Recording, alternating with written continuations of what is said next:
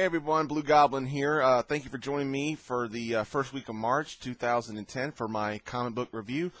I got 7 books to review, and let's see if I can get it done in under 11 minutes, shall we? Let's see. We're going to start things off with Amazing Spider-Man 623. Mark Waid does a great job. I was pleasantly impressed with how well this book was put together. This is the new Vulture's spot in the gauntlet, and I was pleasantly surprised. This book read like an Amazing Spider-Man book should be read, and I got to nitpick about one little thing. The Simple Simon part, I felt it was entirely pointless. Of course! But other than that, the book read really good. I loved seeing more conflict between Spidey and J. Jonah Jameson.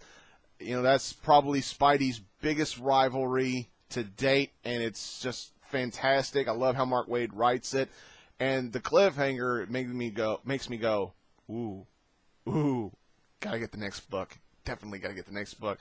This was great. If you didn't get this, then you're missing out on a real treat. The new Vulture might need to be taken seriously.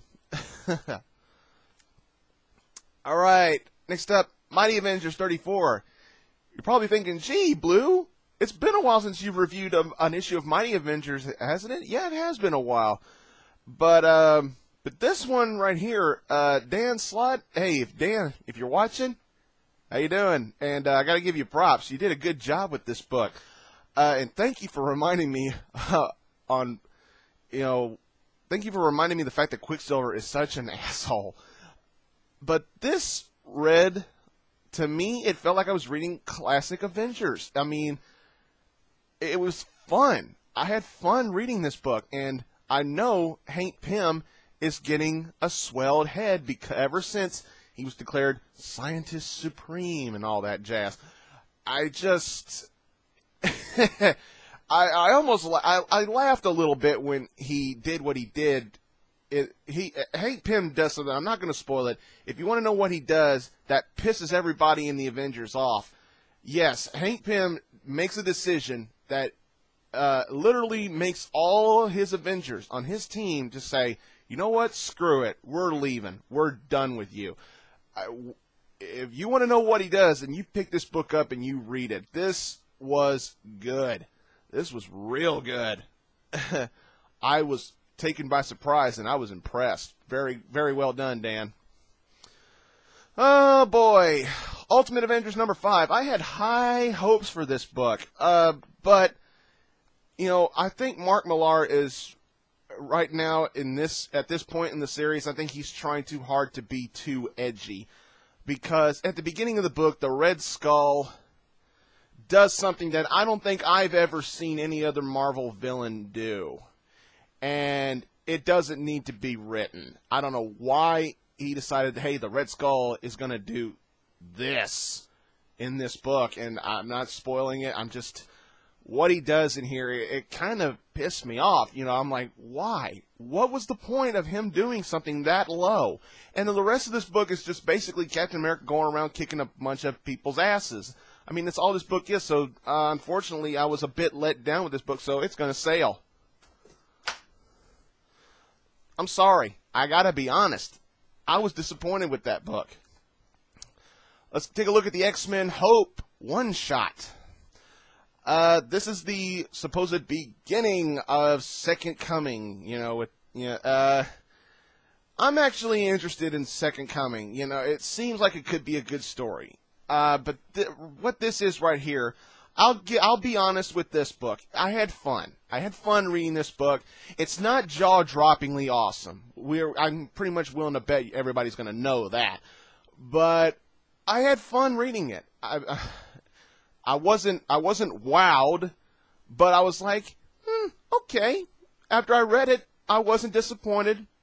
I read this and I felt satisfied. It was a fun, interesting story about, you know, explaining some of Hope's past and possibly fleshing out her character even more.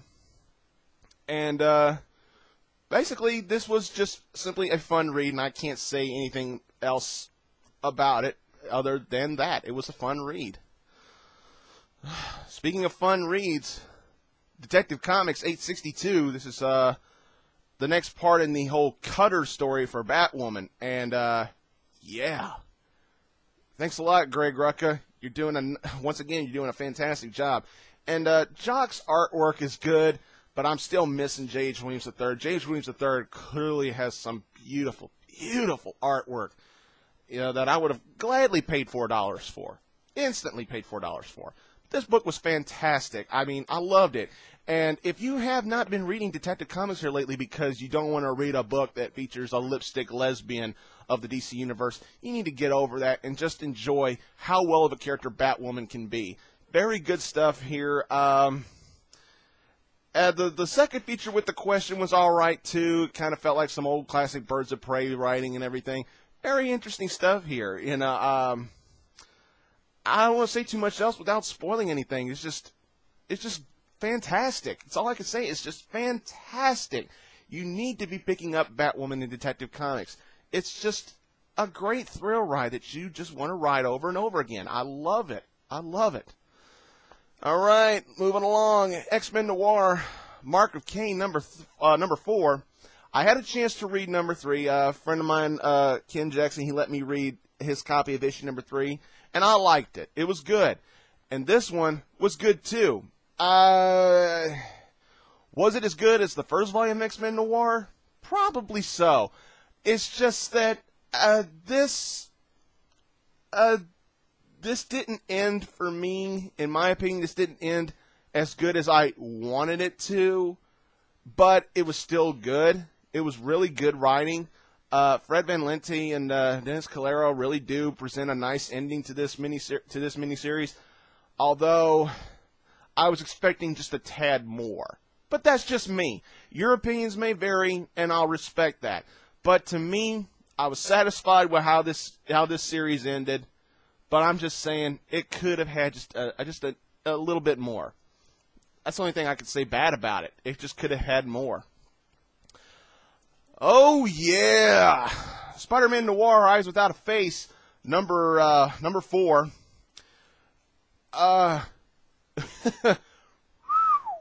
Yeah, this book was fantastic.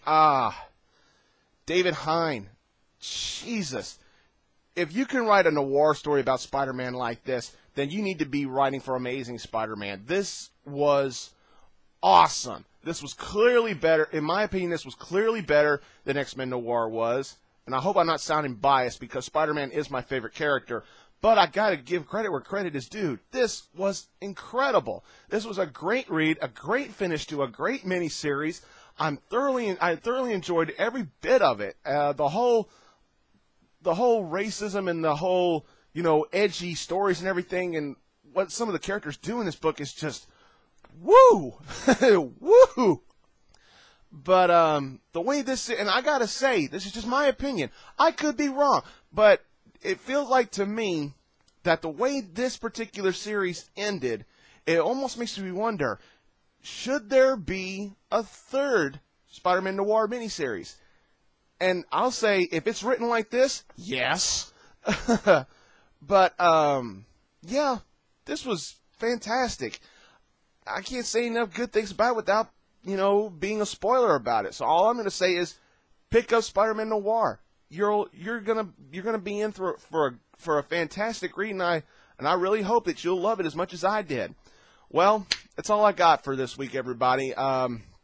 Thanks for watching my reviews. Don't forget to subscribe and be sure to follow along with me. And until next time, everybody, I'll see you later.